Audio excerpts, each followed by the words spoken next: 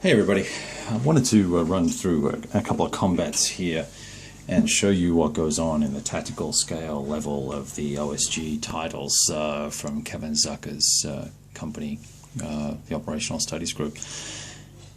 At this lower level, 400, 500 meters per hex and an hour per turn, the combat is slightly more detailed. I don't know that and I may be playing it wrong, so let me preface everything I'm about to say by saying that I may be playing it wrong. But having played the previous system, the next level up system, which is 1 mile a hex and a day or a third of a day a turn, thereabouts, you had a very straightforward combat system. Here, it's very similar, but there are some nuances that come with the adding of bombardment and the adding of this concept of the shock table, which really is just looking at certain results on the CRT, and if those results are achieved, there's an asterisk on them, then you look at the initiatives of the attacker and the defender, and then there's a separate result. Typically, that result is going to end up in either a retreat for one side or an exchange. Or the weaker side, in terms of SPs, will have to retreat 1 hex. So very, very similar. Now, the problem that I'm seeing, or that I'm finding hard to work out how the system is supposed to work from a tactical standpoint, is if I want to use a bombard. So let's just take this hex here, and I've got these guys stacked up, 3 artillery units here. Let's move these out of the way. And they wanted to fire these guys. Well, they can't fire because there's no line of sight, first of all. But let's assume they weren't there. And in the previous turn, I bombarded here and I fired. And they're in the city, but nevertheless, we get this result that ends up with the result being a defender retreat. There's only defender retreat or reduce 1. They're the 2 results that you can have. And the majority of the results have to be defender retreat, or our defender retreat, I should say. If I retreated 1 hex, I would retreat 1 hex, and everyone else has already moved by the time we do the bombardment phase, because it goes, command phase, movement phase, combat phase, and then you do the bombard, and then you do combat. So I could have had units on either side, so perhaps here and here, and then with these guys retreated, that would have relieved me of maybe having to attack these guys. So there would be some benefit there to that. The next turn comes up, and these guys get to move back into the hex. So that we go back into their hex because they want to be behind the river line and in the town to gain the defensive benefits. And then these guys would move up, and then they would attack. But they wouldn't be attacking with the benefit of the bombard, and there would be no bombard, and that would not, disrupt them or engage them or do anything like that, other than make them move back up. Right. So now, I guess having moved back up, if these units weren't here, they would have had to attack here this turn, which I would probably want to do anyway and support those guys.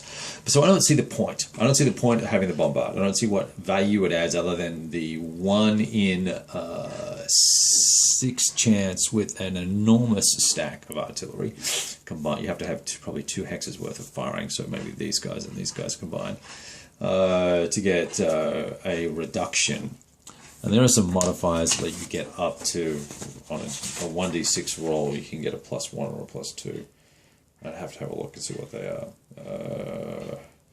Yeah, because you reduce the combat strength as you get out to 3 hexes in range, and then you subtract 2 for the die roll if it's mud and all this other stuff. So anyway, so I don't get it. I don't see how this is any different from a tactical standpoint than the larger scale version of the system.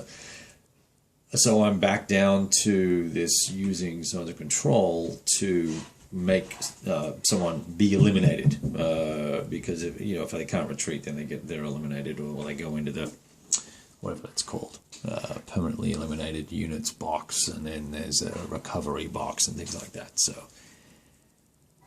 it doesn't feel very tactical to me. There's this concept of cavalry charges, and in this battle, that's just not going to happen very often, perhaps over on this side of the board, which you can't see over here somewhere. Oops. Here. We could probably do some cavalry charges there, but everything else is behind a river. That's what this battle's all about. Napoleon getting caught with his pants down. So I just ran through all these attacks, and these guys made 1 to 2 attacks across the river and all the rest of it. Some were good, some not so good. The first attack was, in fact, a skirmish result over here, and they're rated 3. These guys are rated 3, so they're both 3. I'm going to look at the table. It's going to be a W. It means the guy with the least strength points retreats, so he's got to retreat. Now here's where it gets a little weird. The retreating, you displace guys when you retreat. You can't retreat into a zone of control. You get eliminated. So I'd have to retreat to here, but I'm in a zone of control because these guys are in a zone of control, and that does not. These guys don't negate. So I think these guys basically get eliminated or reduced, one of the two, and I need to check that. So I'm going to put them to one side for a second. So now we're here in the third turn, second turn? Oh, 600 turn, third turn. So we're going to just advance some guys in here. All right. Now the next group of guys, the defender has to retreat. That's the result we got for them. So they can back up to there, that's fine. And these guys get to advance in. And the next set of guys, it's the attacker retreats. So he goes back 2, because it's AR2. And then this is just an AR1. Now this guy, he's going to be overstacked, so he's going to displace people. So they all get punted back a hex. And these guys go into here. Ugh. Now, I made a nice little mess of my stacks. I can't find my tweezers, by the way. Any of you guys see my tweezers? That's the end of the... Oh, I've got a combat down here that I've got to do as well, but we'll do that in a minute. That's a round of combat, and in essence a turn. As you can see, it's a very tight little battle. That's why one of the reasons why I chose it, because it's kind of...